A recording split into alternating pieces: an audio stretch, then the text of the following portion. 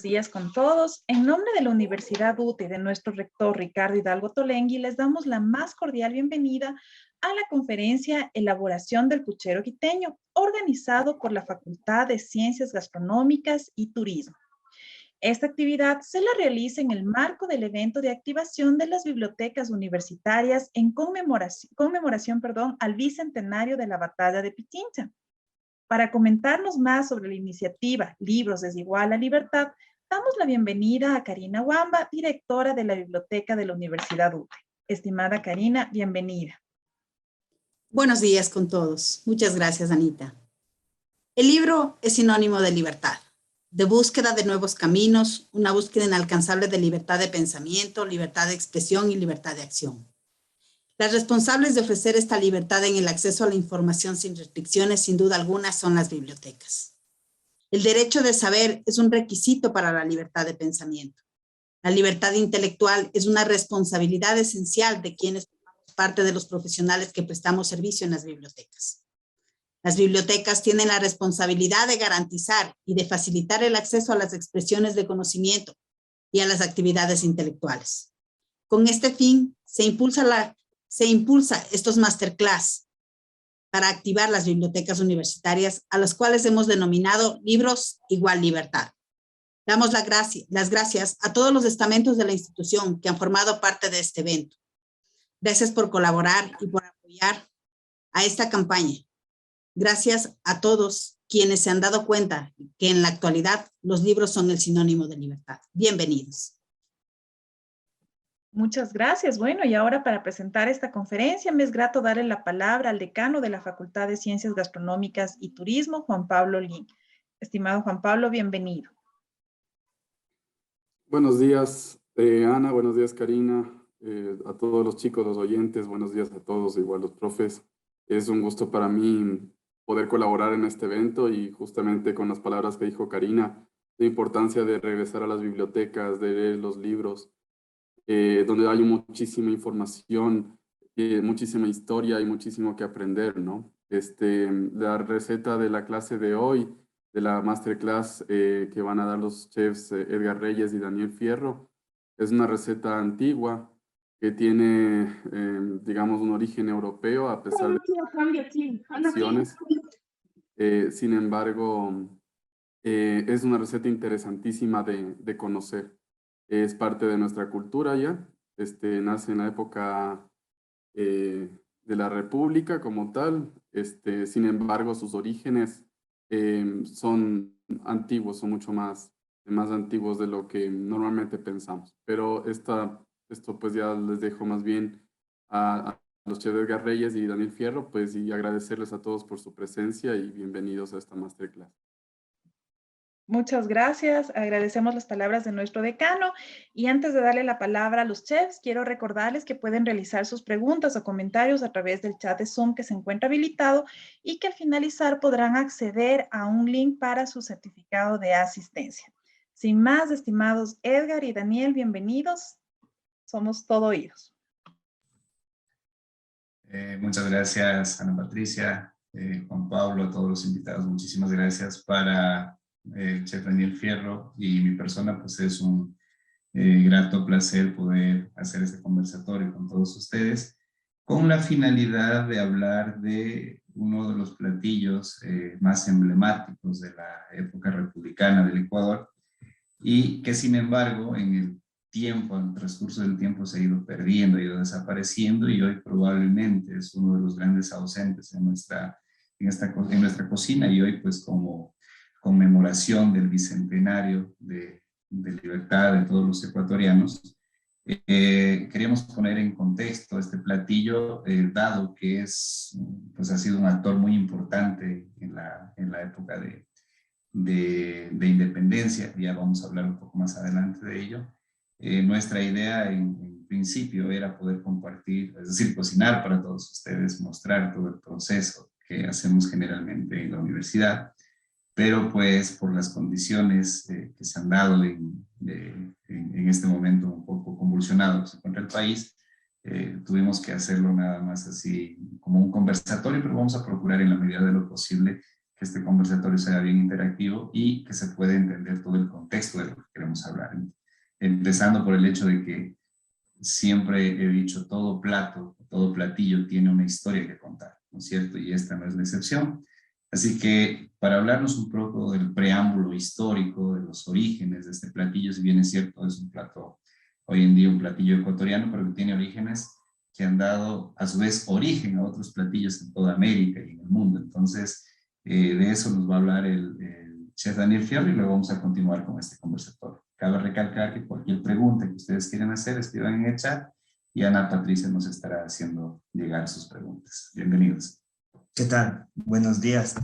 Entonces, un poco vamos a conversar en este caso preparamos unas diapositivas y vamos a iniciar mencionando que en realidad existe aquí una tradición gastronómica que procede de España y que resulta en realidad de una manifestación del mestizaje culinario americano, ¿no? Entonces, algo muy importante que decíamos del tema de chequear las bibliotecas, ¿no? Porque en este caso, en la biblioteca Aurelio Espinosa Polit de la ciudad de Quito, en el año 1882 existe ya recetas aquí en el Ecuador del cocido o puchero del país, que bajo nuestra perspectiva, o en lo que nosotros un poco hemos investigado, nace del cocido español, ¿no es cierto? Entonces, este cocido español, nosotros vamos a ver que cierta materia prima coincide con nuestro puchero del país o puchero quiteño. Por ejemplo, nos menciona que en este caso el cocido español consiste en un guiso que tiene como materia prima lo que es el garbanzo, las verduras, carne y también embutidos, ¿no es cierto? Pero sin embargo, esto, como dijo Edgar, es un preámbulo, porque en realidad va más atrás de esto. Esto menciona que en el siglo XV esta preparación lo hacían en el sábado los judíos sefardíes, ¿no? En los cuales ellos lo denominaban en realidad adafina, ¿no? Y esto contenía ciertos ingredientes como es el garbanzo y la carne de cordero. Esto lo celebraban en el sábado, que en realidad era el sábado, pero lo cocinaban esta dafina el día viernes, los judíos sefardíes, como les había mencionado. Entonces era en realidad un platillo que se le consumía en lo que es la fiesta, ¿no es cierto? Entonces esta olla o cocido, pues lo conocían, como les había dicho, en el castellano como adafina, ¿no es cierto? Ahora, algo muy importante, que esta adafina viene a ser la raíz común de todos los cocidos de España. Entonces, estos cocidos de España, pues, contenían ya también no solamente lo que es el garbanzo y a lo mejor el cordero, sino ya iban también con el tema de lo que les proveía su entorno. Y aquí agregaban, por ejemplo, el tema de las alubias, de arroz, de verdura, de carnes ya de origen de vacuno, de cordero, ¿no es cierto? Ciruelas pasas. Posteriormente también agregaron lo que son las papas y para evitar lo que es la represión de la Inquisición, ellos comenzaron a incluir lo que es el cerdo, es decir, ya comenzaron a cristianizar lo que es la adafina y de ahí ya nace lo que es la olla podrida cristiana, ¿sí? Otra cosa importante es que en los siglos venideros, pues esta olla podrida fue considerada como parte del Renacimiento europeo. Hay ciertos personajes importantes de la escritura como Calderón de la Barca o también Miguel de Cervantes, que le denominaron como la princesa de los guisos, ¿no? Entonces, nos demostraba que era algo muy elitista, ¿no? Es decir, que a lo mejor las sociedades de alta alcurnia podrían tener acceso a lo que son esta olla podrida. Algo muy importante es que inclusive en ciertos momentos de libros como El ingenioso Don Quijote de la Mancha, tiene ciertas literaturas donde nombran a esta olla podrida, como podemos ver acá. Aquí dice, en este caso en un versículo dice, lo que es aquel platonazo que está más adelante vagando, me parece que es una olla podrida, que por la diversidad de cosas que en tales ollas podridas hay, no podré dejar de topar con alguna que me sea de gusto y de provecho, ¿no? Entonces, llega a tal magnitud que se lo reseña en este tipo de libros, ¿no es cierto? Ahora, otra cosa importante es que también hay documentos escritos donde nosotros ya podemos observar lo que es la receta. Por ejemplo, aquí tenemos la olla podrida de Francisco Martínez Mortiño, que data del año 1611. Este personaje en realidad era un cocinero que sirvió a lo que es de Felipe II, Felipe III y Felipe IV, ¿no? El libro se llama Lo que es del arte de la cocina, pastelería, bizcochería y conservería, ¿no? Aquí nos manifiesta que, por ejemplo, tenemos lo que es la gallina, la vaca, el carnero, ¿no es cierto?, el tocino, lo que son embutidos, también lo que es especies, o en este caso hierbas como perejil, hierbabuena. Entonces nos vamos fijando que en realidad es un producto que a través de los años va cogiendo popularidad, pero también se va resultando complejo poder elaborar, ¿no? Se va se va haciendo mucho más difícil conseguir este tipo de materia prima, pero aquí en cambio está lo que es la olla podrida. Aquí nosotros mencionamos que es muy elitista, ¿no? Menciona que solo aquellas personas que económicamente puedan adquirir la materia prima podrían realizar, y menciona que es para medios económicos altos, ¿no? Poderoso, y que por esto la olla podrida es un plato de clase pudiente, ¿no? Hay otra cosa que hace referencia, no es olla podrida por el tema de que está en estado de putrefacción, ¿no? Sino justamente por el tema del poderío de las clases elitistas que podrían acceder a este plato, ¿no? Y después viene lo que es, en cambio, ya la llegada de este platillo de España a América, que nos va a ayudar, en este caso, Edgar. Gracias, Dani. Como nos decía, y bastante claro y concreto, este platillo ha tenido una sucesión de hechos que han ido haciendo que se vaya transformando. Si bien es cierto, tendría sus orígenes en la cocina judía sefardita. Recordemos que son todos aquellos que estaban en la península, judíos que estaban en la península ibérica, que serían luego en 1492 expulsados de ese territorio. Pues ellos tenían esa costumbre, y esa costumbre luego terminaría haciéndose, pues, o dando origen a varios platillos como son los cocidos españoles. Recordemos que estos cocidos españoles tienen una gran cantidad de diversidad en función del lugar donde se elabora. Luego termina con, o mejor dicho, se configura la olla podrida ya con un plato mucho más elitista, con una serie de elementos más incorporados, y venimos o llegamos a este espacio, al espacio de la llegada de las costumbres españolas a América. Aquí quería puntualizar una serie de cosas. Para quienes han estado en cocina ecuatoriana conmigo, saben que siempre les he dicho, dudemos de todo, que esa es la base de la investigación. La duda nos permite investigar y nos permite encontrar cosas que probablemente van en contra de algunas cosas que están escritas.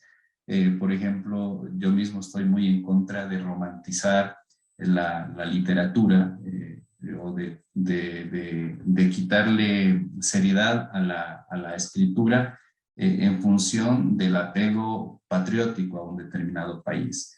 Mientras hacíamos esta investigación con Daniel, nos encontramos que cada país trata de justificar esta preparación antes de la llegada de los españoles. De alguna manera procura justificarla, y yo creo que eso le quita un poco de seriedad a nuestras bibliografías. De hecho, por eso no le para tanta bola.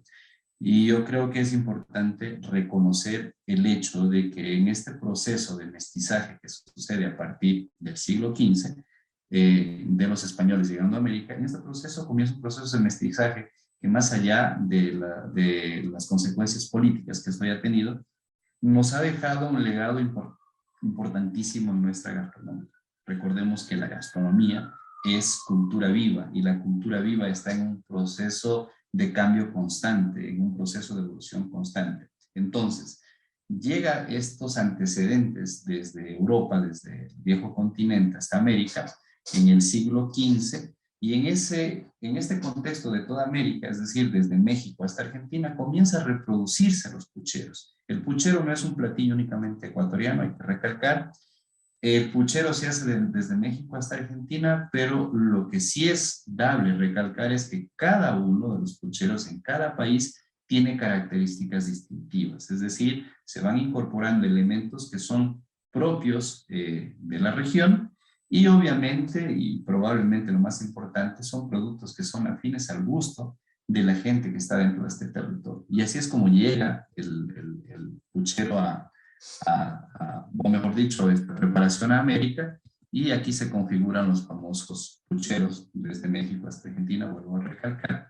El primer antecedente que conocemos del puchero quiteño como tal, lo encontramos o se describe este puchero en la cena que le hicieran a Simón Bolívar, en una comida de bienvenida que le hicieran a Simón Bolívar después de la batalla de Pichincha. Recordemos que Simón Bolívar no pudo participar de esta batalla, dado que las revueltas en Pasto, o en las revueltas pastusas, como él llamaba, no le permitieron a Simón Bolívar llegar hasta Quito para participar en la emancipación con la batalla de Pichincha, por lo cual el general Sucre tuvo que tomar la batuta, pues, y por cuestiones estratégicas adelantarse en el ataque. Pero para no excluir a Simón Bolívar de este evento, pues hicieron una entrada triunfal a la ciudad de Quito, posteriormente una entrada triunfal a la ciudad de Cuenca, donde se le ofertaron una serie de alimentos en estas fiestas, y se conoce que el puchero fue uno de los platillos que estaban en la mesa servida para Simón Bolívar gracias a un documento rescatado por una de las herederas consanguíneas del general José Félix Rivas. ¿Quién era el general José Félix Rivas? Pues era un general que llevaba la logística de viaje del general Simón Bolívar. Él estaba atento a todas las celebraciones que se iban a hacer, coordinaba todo este tipo de eventos, hacía órdenes de compra, y en una orden de compra escrito con puño y letra de este general, pues se notan todos los ingredientes del puchero quiteño para adquirirlos para esta celebración. Y ese es el primer antecedente que conocemos del puchero quiteño dentro del territorio que conocemos como Ecuador, ¿no? Ahora, ¿cómo sabemos de la existencia de esta preparación? Aparte de conocerlo en la fiesta de bienvenida a Simón Bolívar, eso lo debemos básicamente al doctor Julio Pasos. Como todos conocemos, la mayoría de ustedes conocen, el doctor Julio Pasos es un historiador de la cocina ecuatoriana, una persona que ha dedicado su vida a investigarla y a escribir sobre ella. El doctor Julio Pasos estuvo husmeando entre los libros que están en la Fundación Biblioteca Ecuatoriana Aurelio Espinosa Poli, que se encuentra en Cotocollao, y mientras hojeaba una serie de libros viejos, muy antiguos ellos, se encontró con un libro que decía el manual de la cocinera, estaba escrito por Juan Pablo Sáenz, y se dio cuenta que era el único ejemplar que quedaba, un ejemplar en completo deterioro, y es ahí que el doctor Pasos, con ayuda del FONSAL, el Fondo de Salvamento que tiene el municipio para temas patrimoniales, con ayuda del FONSAL, él reescribe este libro, o mejor dicho, transcribe este libro, y en este libro asoman una serie de recetas de la cocina ecuatoriana de esa época. Se presume que es de 1882, incluso un poco antes. ¿Por qué se presume? Porque el libro no tiene una fecha de publicación, más sin embargo, en este libro hay un manuscrito dentro de una de sus páginas que se sobreentiende que el dueño o dueña del libro escribió una nota donde decía, se vendió 12 quinos, me parece, por el valor de tantos pesos, y le pone la fecha, y entre la fecha pone el año 1882. ¿Eso qué quiere decir? Se sobreentiende que el libro es de ese año o anterior, no puede ser posterior a ello, ¿no? Se sobreentiende que es de ese año o anterior, porque el libro no tiene fecha de publicación. Bueno, retomando lo que estábamos hablando, este libro contiene, creo yo, una cosa muy importante para nosotros, y es que salvaguarda una serie de recetas que a la fecha han sido casi extintas. ¿no? Se sabe del puchero que en las casas aristocráticas quiteñas se cocinaba hasta la década de los 60, de ahí para ahora prácticamente ha desaparecido, pero la receta está salvaguardada a través de esta transcripción, que si no se encontrara este libro, poco sabríamos o nada, o probablemente nada sabríamos de este platillo hoy ecuatoriano o ecuatorianizado, como lo quieramos llamar, por los insumos que obviamente de aquí se le han incorporado, por los gustos que le hemos ido poniendo.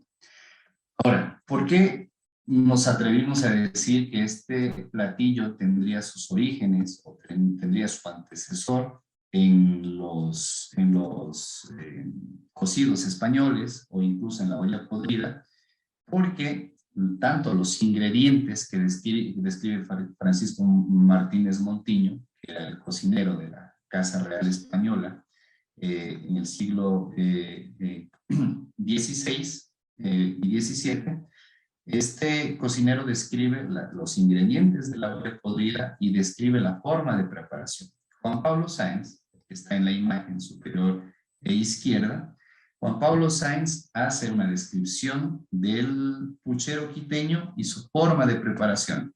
Y básicamente tienen más similitudes que diferencias, ¿no es cierto? Similitudes en los ingredientes y mucha similitud en la forma de cocinar. Incluso en las hierbas utilizadas para saborizar y aromatizar son bastante similares. Entonces, por eso nos atrevemos a suponer, como ya lo han hecho muchísimos autores anteriormente, a suponer que este platillo pues proviene de estos otros platillos como antecesores.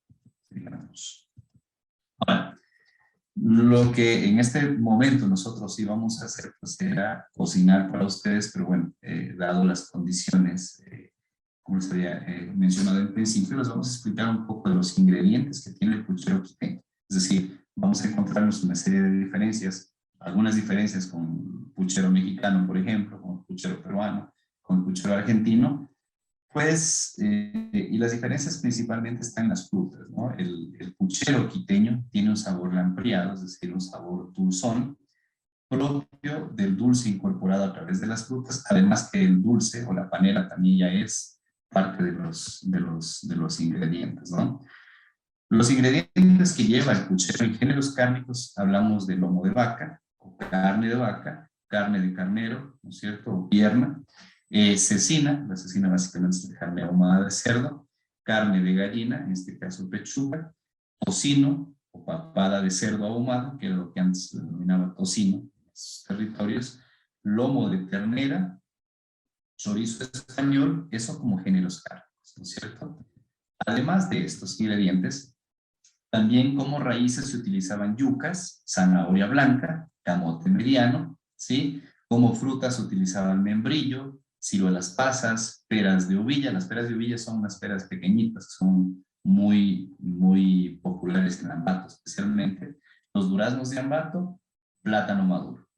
Ahora, es importantísimo también recalcar con qué se daba sabor. Bueno, la hoja de col, además de ser parte de la preparación, también incorpora sabor, la cebolla, el atado de cilantro, el atado de hierbabuena, el atado de perejil, cabeza de ajo, orégano, comino, clavo de olor y panela. Ahora, algo que quería recalcar para que se entienda un poco las diferencias es que ¿por qué se le ha denominado un plato elitista? ¿O por qué era un plato muy elitista? Porque en principio, los ingredientes, si ustedes se pueden fijar, son ingredientes que no son de fácil acceso o que no eran de fácil acceso en ese momento para el común de los mortales, si queremos utilizar el término, ¿no es cierto?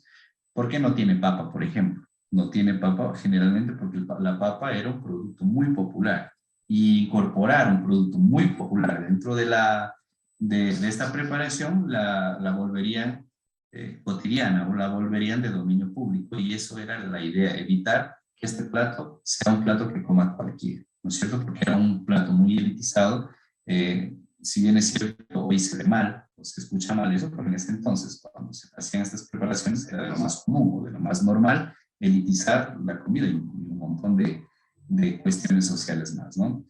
Esto en cuanto a los ingredientes. Ahora, los pasos de elaboración, ojalá algún rato podamos hacerlo con los chicos de gastronomía en clases para de alguna manera hacer una remembranza de este platillo. Los pasos son sencillos. Quienes no estén en la U o quienes tengan ganas de probar, les invito a probar este proceso. Es muy sencillo. Tenemos este proceso gracias al chef Marcos Valdés, que ya lo hizo para una presentación, y sabemos que la preparación quedó muy, muy buena, bastante interesante, con sabores bastante profundos y obviamente que es un plato bastante llenador.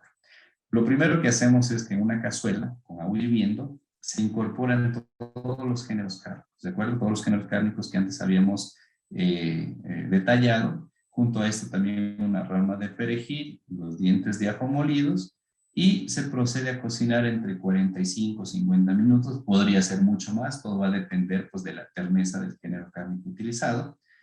Cuando se haya cocinado todo esto, se retira, se reserva, y en ese mismo caldo se incorporan las hojas de col, se utilizan las ramas de cebolla, el perejil, etc. El orégano, la hierbabuena, y se sigue cocinando. ¿Qué tiempo?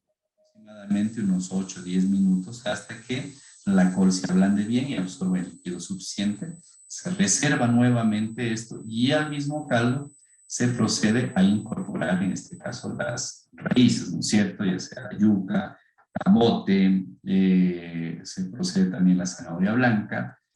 En algunos casos, debemos recalcar o debemos hacer notar, en algunos casos se han encontrado documentos donde se usa también papa, pero ya como digamos como una edición mucho más moderna, mucho más post inicios de la República. Entonces, podría incorporarse una papa también. Todos los tubérculos que podemos tener a mano se incorporan estos, se dejan cocinar. Se entiende que al cocinarse los tubérculos van a soltar cierta cantidad de almidón en el líquido, pues, y este líquido va a tomar otra textura. Se vuelven a reservar, es decir, se deja el caldo, se reservan y se incorporan todas las frutas, ¿no? Las peras, los duraznos, las ciruelas pasas en el caso de querer utilizar,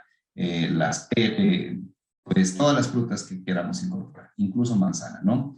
El maduro se cocina, el tiempo son aproximadamente de 15 a 20 minutos hasta que las frutas estén blandas, no tan blandas como para que lleguen a romperse, pero sí lo suficiente para que sean fáciles de consumir. Se reserva nuevamente, igual que lo hemos hecho anteriormente, y luego se procede a hacer una especie de refrito con la cebolla. En esa especie de refrito se incorporan todos los ingredientes, todo lo anterior, es decir, las carnes, los tubérculos, las frutas, y a esto adicional le vamos a incorporar también productos como la panela, ¿no? Para darle ese sabor dulzón, clavo de olor, etcétera, y algo de comino. Se deja cocinar solamente para que se amalgamen los sabores y nuestra preparación está lista. Ahora, la forma de servir adicionalmente, según nos dice Juan Pablo Sáenz, era poner en una vasija o una olla o un recipiente en el centro de la mesa con el caldo, y alrededor de este incorporar todos los elementos por separado, los géneros cárnicos, la yuca, el camote, la zanahoria blanca, la col, y aparte las frutas, y que cada uno de los comensales vaya sirviéndose en función de sus gustos, o a su vez hacer una presentación, como en este caso, que es un platillo ya con todos los elementos incluidos el caldo.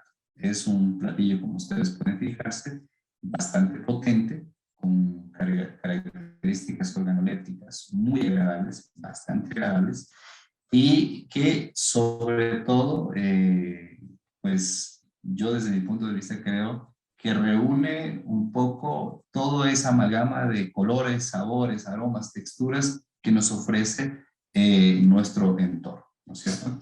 Por lo tanto, es algo que yo les invito, como les decía, a practicarlo, pónganlo en práctica en casa, háganlo, y pues si alguna duda tienen en ese proceso, estamos aquí para eso, ¿no? Para hacerlo juntos. Esperemos muy pronto poder hacer esto juntos con todos.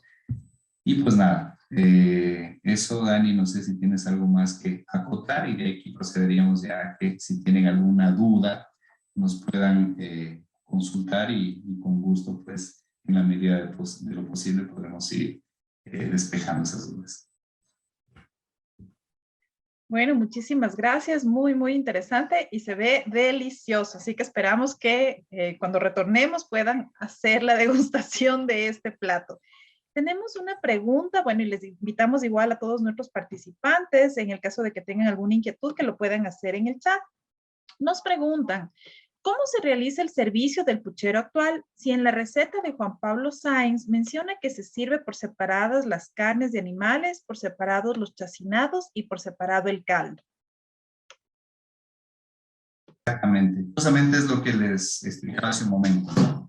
En la receta de Juan Pablo Sáenz se habla de eso, ¿no? De que todo se sirve por separado, en un recipiente central el caldo y alrededor de él todos los demás elementos. Ahora, lo hemos probado, como les decía, lo hemos probado de las dos formas y a la final, generalmente, el comensal es el que comienza a poner todos los ingredientes en un plato o le sirven a su vez. Al final todo se mezcla y ese sabor lo ampliado creo que es en realidad lo que termina dando carácter a este platillo, ¿no? Porque probar todo por separado es simplemente probar una carne cocida, probar vegetales cocidos y probar frutas cocidas. Si no se amalgama todo esto con el caldo de cocción, en realidad no tiene mayor protagonismo. Entonces el plato en realidad llega a tener su carácter, el carácter que tiene cuando todo se pone en un solo plato. Es lo que nuestra sugerencia, obviamente, es muy respetuosa, como quieran hacerlo en cada persona. Muchas gracias. Nos preguntan, a ver, perdón, justo me llegó otra pregunta. ¿Qué tan complejo es estandarizar una receta con una connotación tan antigua en la que antes no se pesaban los ingredientes? Para eso es muy importante entrar en este proceso de prueba y error, ¿cierto? De hecho, muchas veces hemos hecho eso. Hemos leído recetas que ya están fuera del peculio de la cocina ecuatoriana, digámoslo así, y solamente tenemos ciertas directrices para su elaboración, entonces entramos en un proceso de elaboración. De hecho, es lo que hacemos como academia, ¿no? Probar, y si salió bien o más o menos, o si salió mal, volvemos a repetir hasta que llegamos a lo que consideramos que está bien. Ahora, cabe recalcar que como nos queda a nosotros, no necesariamente quiere decir que así haya sido, pero pues en la medida de lo posible tratamos de llegar al mejor resultado, ¿no? Haciendo, como les decía en un principio, prueba y error, hasta llegar a un resultado agradable. Por ejemplo, yo estaba haciendo una investigación sobre los envueltos, perdón, que me salga un poco, y en eso alguna vez hablaba con mi abuela y ella me hablaba de un tamal negro que nunca había escuchado, nunca había visto.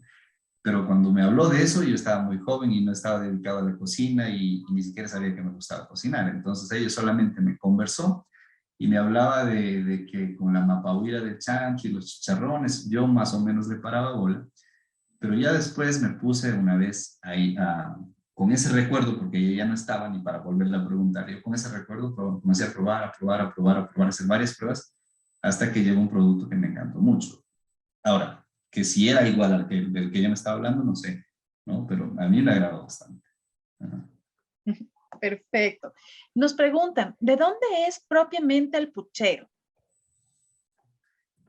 Como decíamos en un principio, el puchero tiene sus orígenes en Europa, eso yo creo que está bastante claro, es decir, con otros nombres, como en principio como a la fina, luego como cocidos, luego como ya podrida, luego ya como pucheros, pero hay puchero en México, hay puchero en Colombia, hay puchero en Perú, hay puchero en Argentina y como hay puchero en Ecuador. Ahora, cada uno tiene sus características distintivas. Por ejemplo, en México es muy común el puchero con choclo, ¿no? Con maíz, con elote, como ellos lo dicen. Es muy normal dentro de su puchero. En Perú, el puchero tiene habas, por ejemplo, cosa que no sucede en el nuestro. Es decir, cada uno tiene una connotación distinta en función de los gustos, de la peculiaridad de los gustos, del entorno. Recordemos que, como les decía en principio, la cocina es una manifestación viva y esa manifestación viva generalmente responde al entorno, generalmente responde a los gustos, a los sabores y a los saberes de ese entorno. Perfecto. A ver, nos siguen llegando preguntas, voy a irlas leyendo en orden. ¿Cómo mantener la elaboración de este tipo de recetas considerando el consumismo de comida rápida por la sociedad actual? Eso, a ver, es verdad que hemos tenido bastante influencia de afuera, ¿no? Por temas de de comida norteamericana, de comida de Europa. Y a lo mejor ese es un factor que merma lo que es la cocina nuestra, ¿no? La cocina ecuatoriana en ciertos aspectos. Pero también sería importante destacar el tema de que justamente para esto está este tipo de conversatorios, ¿no es cierto? Para poder dialogar y que al menos se sepa la parte histórica y de cómo se hace, porque a lo mejor si nosotros buscamos dónde podemos consumir un pucher, imposible, ¿no es cierto? Entonces justamente la labor de rescatar la parte histórica, de dónde viene, saber el proceso, cuáles son los elementos, saber la técnica, eso ya es un paso importante para que ya no se pierda, ¿no es cierto? Exacto. Y a lo mejor en el aula también nosotros, a través de Edgar, que es el que da la cocina ecuatoriana, hacerlo, por ejemplo. El otro día vi que Edgar hizo el uchujaco. Y eso es algo que nosotros, ¿dónde comemos uchujaco?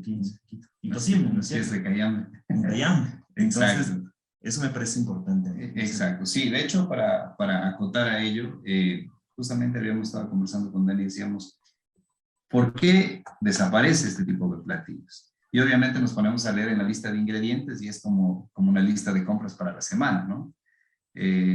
Una serie de géneros cárnicos, una serie de vegetales, una serie de frutas, etcétera, que van en un plato.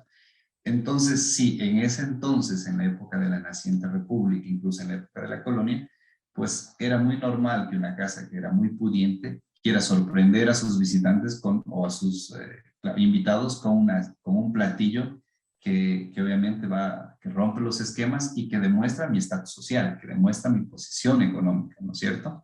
Hoy en día, lo mismo se hace ya no con este tipo de platillos, tenemos que es muy cierto, ¿no? Nos hemos hablado tanto de marketing y que hoy decimos, no, es que salmón comen las estrellas, entonces a mis invitados les va a servir salmón. Es más o menos lo mismo en otros tiempos y con otros productos, ¿no es cierto?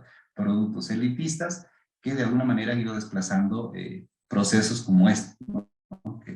Que son muy largos, son muy complejos y que de alguna manera es como que detienen esta curiosidad. Pero la idea de esto, de hacer este tipo de conversatorios es eso, ¿no? Generar esa curiosidad y yo espero que de todos los asistentes hoy, con que al menos 10 se vayan con la curiosidad de saber a qué sabe y de querer hacer en casa, yo creo que hacemos bastante, ¿no? Yo creo que hacemos bastante. Nosotros desde la UTE como academia también tenemos esa responsabilidad de que nuestros estudiantes conozcan esos procesos, ¿no es cierto? Yo creo que ellos son el camino para luego mostrarle al mundo todo lo que tenemos como patrimonio económico del Ecuador. Perfecto. Sí, bueno, justamente nos preguntaban cuál era el rol de la academia, ¿no? Para rescatar estos platos y es justamente el darles a conocer, que nuestros estudiantes conozcan y que puedan ponerlos en práctica. Una pregunta relacionada, ¿en qué precio está estimado el puchero en cuanto a costo de producción y precio de venta al público? Bueno, antes del paro, valía la mitad.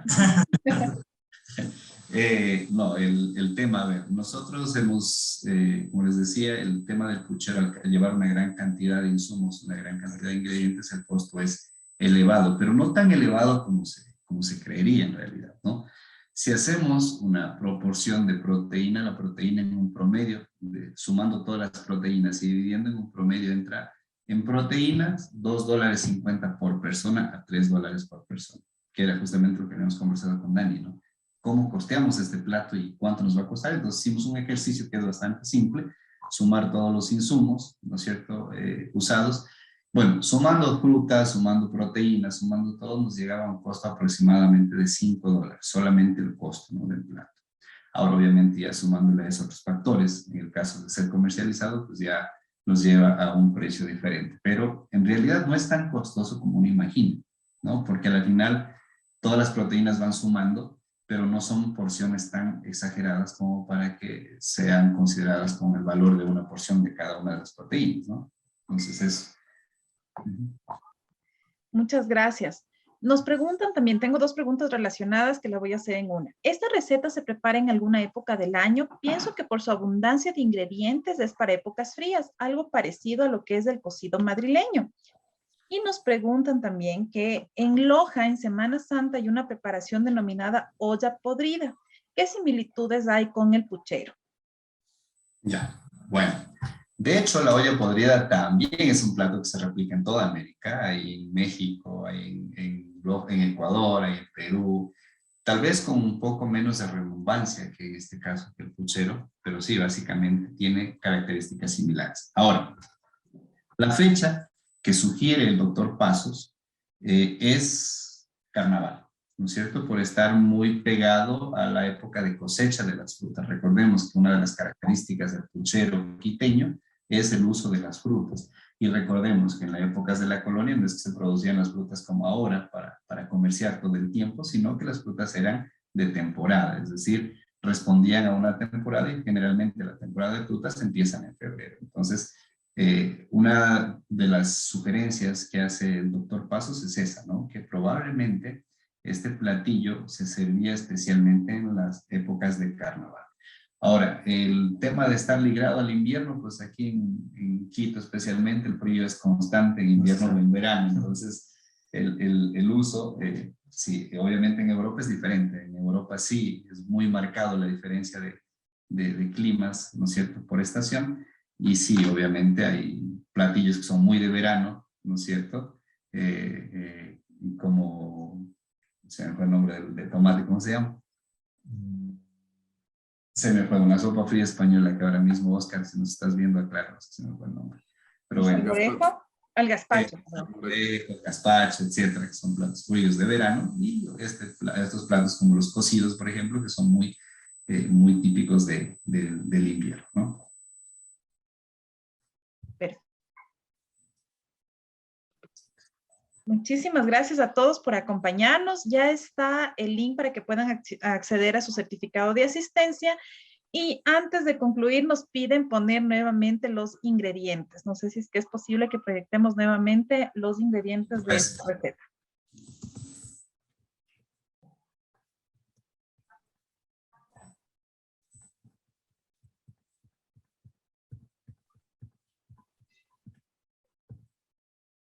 Ahí, Exacto. la parte de los condimentos, la col. Más arriba está. Ya, ahí empezamos. Juan Pablo quería hacer una consulta. Sí, bueno, más que consulta, felicitarles a Edgar y a Daniel por la excelente ponencia. También a Karina, Ana Patricia, felicitar a Karina por el trabajo que hace la biblioteca de la universidad. Como dijimos en un inicio, es súper importante regresar a los libros, ¿no? Como bien lo han demostrado Edgar y Daniel. Se vuelve muy interesante ver de dónde nacen las cosas, por qué consumimos esto, en qué época, por qué echamos tal ingrediente o no. Entonces, eso es lo más bonito de la gastronomía y como dijo Edgar, también es algo que no queda estático, sino que siempre va cambiando, se adapta a los tiempos, a las necesidades, a los gustos de la gente. Solamente también invitarles a las personas que están conectadas. En un momento también tendremos la masterclass que se llama Reflexiones acerca del Bicentenario de Abdón Calderón a Pikachu, que también es un tema súper entretenido de conversar e iniciará a las 12:45. Así que nada más agradecerles y felicitarles por su ponencia. Sí, bueno, muchísimas gracias. Agradecemos igual la invitación que hace nuestro decano, invitarles a que nos acompañen a las 12:45, que tendremos esta conferencia, reflexiones acerca del Bicentenario de Abdón Calderón a Pikachu. Será un gusto contar con su participación. Nuevamente les agradecemos a todos. Buena tarde. Nos vemos en un momento. Gracias, Edgar y Daniel. Excelente. Gracias a ustedes. Un abrazo a todos. Gracias, excelente.